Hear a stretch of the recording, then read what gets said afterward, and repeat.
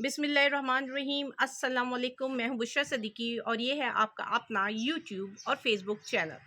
मैंने अपने कल के वीलॉग में कहा था कि अवाम इमरान खान के साथ खड़ी है, इसलिए इस इलेक्शन में ये जो बाई इलेक्शन आज के दिन हो रहे हैं इसमें हमने ये नहीं देखना कि अवाम क्या फ़ैसला करती है, बल्कि हमने देखना है कि आज धांधली करने वाले अवाम के हक पे, जमहूरी हक पे, जमहूर के हक में डाका डालने वाले किस हद तक गिरते हैं, किस जिसे कहते हैं किस लो पे क्या न्यू लो वो इंट्रोड्यूस करवाते हैं।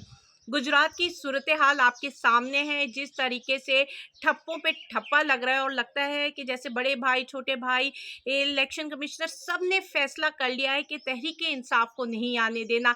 एक जगह पुलिस है जिसकी पूरी कोशिश ये है कि वोटर वोट कास्ट ना कर सके, तो दूसरी तरफ इलेक्शन कमिश्नर है, कमीशन है जिसकी पूरी की पूरी कोशिश ये है कि तहरीक इंसाफ ना जीत पाए। गुजरात में ताले लगा दिए हैं पोलिंग स्टेशंस पे और अंदर जो खबरें आ रही हैं कि अंदर डीपीओ ठप्पे पे ठप्पा लगा रहा है। शबीर गुज्जर साहब जो कि रहनुमा है यहाँ पे लाहौर में, उनको भी पकड़ लिया गया है और अब भी मौजूदा सूरत हाल में गुजरात में लाठीचार्ज भी शुरू हो चुका है। ये है आज इलेक्शन की सूरत हाल। वैसे ही इंटरनेट सर्विसेज बंद कर दी गई थी ताकि कोई राब्ता ना हो सके, कोई खबर बाहर से एक पोलिंग स्टेशन से दूसरे पोलिंग स्टेशन तक ना जा सके। इसी के अलावा दूसरे जहाँ पे भी हैं उनमें भी कमोबेश सूरत हाल सेम ही है कि उन्होंने रियासत ने फैसला कर लिया है कि अवाम की नहीं सुननी, जमहूर की नहीं सुननी, उन्होंने जो कह दिया है वही करना है। लेकिन मैं बारहा कहती हूँ कि आप जब जब जमहूर को दबाएंगे नुकसान आपका अपना ही होगा। आज भी जिस तरीके से जमहूर का गला घोटने की कोशिश की जा रही है, और मैंने अपने कल के व्लॉग में कह दिया था कि जो मुसल्लत शुदा टिकटॉकर है, वज़ीर आला है, उन्होंने इंस्ट्रक्शन दे दी है कि पीटीआई एक सीट भी ना जीते, और अगर एक सीट भी पीटीआई जीत जाती है तो फिर आपकी नौकरी खतरे में है। तो जाहिर सी बात है उन्होंने अपनी नौकरियां बचानी है पुलिस वालों ने, तो वो अपना काम बाखूबी अंजाम दे रही है। इंस्ट्रक्शंस को फॉलो करते हुए पूरी कोशिश कर रही है कि वोटर वोट कास्ट ना कर सके, बदअमनी की सूरत हाल फैला दी जाए ताकि कोई बाहर ही ना निकल सके। लेकिन इसके बावजूद आप देखें कि वोटर निकला है, लंबी लंबी लाइनें, लंबी लंबी कतारें लगी हैं, क्योंकि वोटर जान चुका है, वोटर ने खौफ के बुत तोड़ दिए हैं और वोटर जान चुका है कि उसकी असली ताकत यही है। लेकिन दूसरी तरफ बड़ा अफसोस हो रहा है कि जो मेन क़यादत है पीटीआई की वो किधर गायब हुई है, वो कहीं नज़र नहीं आ रही। अभी तो इस वक्त उनको एक प्रेस कॉन्फ्रेंस कर देनी चाहिए थी, मीडिया टॉक शुरू कर देने चाहिए थे। वो किस पोलिंग स्टेशन में विजिट किया अभी तक मुझे बताइए कि जो टॉप लीडरशिप जो कि अभी फ्रंट में है, जिसमें आप कह लें कि आपके गोहर साहब भी हैं, रऊफ़ साहब भी हैं, उमर साहब भी हैं, मतलब जितने भी उनमें से अभी तक किसने आया है और पोलिंग स्टेशन को विज़िट किया है, या उसने अभी तक कोई स्टेटमेंट दी है कि जी ये जो कुछ भी हो रहा है ये गैर कानूनी है, धांधली हो रही है, हमारे साथ जुल्म हो रहा है, जो भी मतलब जो भी स्टेटमेंट देनी अभी तक उनकी तरफ से कौन सी स्टेटमेंट आई है। और जितने भी लोग यहाँ पे काम कर रहे हैं पीटीआई के पोलिंग स्टेशन के बाहर, वो वॉलंटियरली कर रहे हैं, उनको किसी की सपोर्ट नहीं है। तो एटलीस्ट जो लोग खुद से बाहर निकलकर इमरान खान के लिए बाहर निकले, आप उनको सपोर्ट तो करें।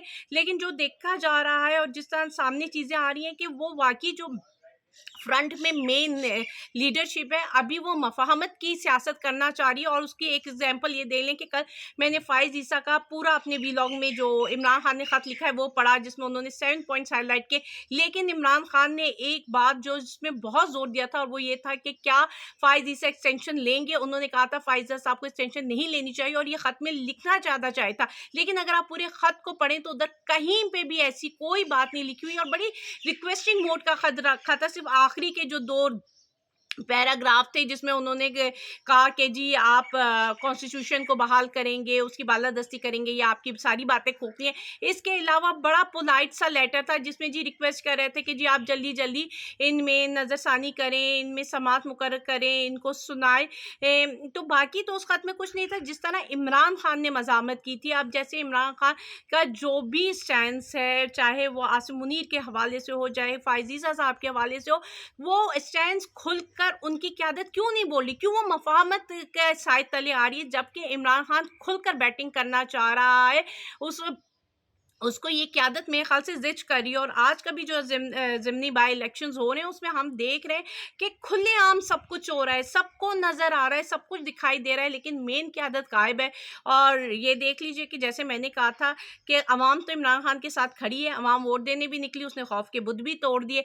लेकिन ये लोग जिस पस्ती में गिर चुके हैं अवाम के लिए, उनके दिल में अपनी नफ़रतें और पैदा कर रहे हैं। और जो पीटीआई की क़यादत जो मफ़ाहमत कर रही है, ये ना हो कि इमरान अवाम के गुस्से का शिकार अब ये क़यादत भी बन जाए। तो इसलिए सब होश के नाखून लें, ये मुल्क है, इसको ज़रा तरीके से। वो एक बंदे ने बड़ी खूब बात की थी कि यार हम मुर्दा कौम है, हमें तुम खाओ लेकिन एकदम से ना खाओ, आराम आराम से खाओ, हम कहीं भागने वाले नहीं हैं। तो इन्होंने हमें मुर्दा कौम समझकर हमें नोच रहे हैं। और अब इस कौम का फ़र्ज़ है कि वो बताए कि वो मुर्दा नहीं है, वो जागी हुई है। और अब जो कुछ भी करना है वो अवाम नहीं करना है। मेरा नहीं ख्याल कि अवाम को अब पीटीआई की क़यादत पर भी रिलाई करना चाहिए या उनकी तरफ देखना चाहिए, क्योंकि अब तक जितना भी रोल उनका सामने आया है बड़ा डिसअपॉइंटिंग है।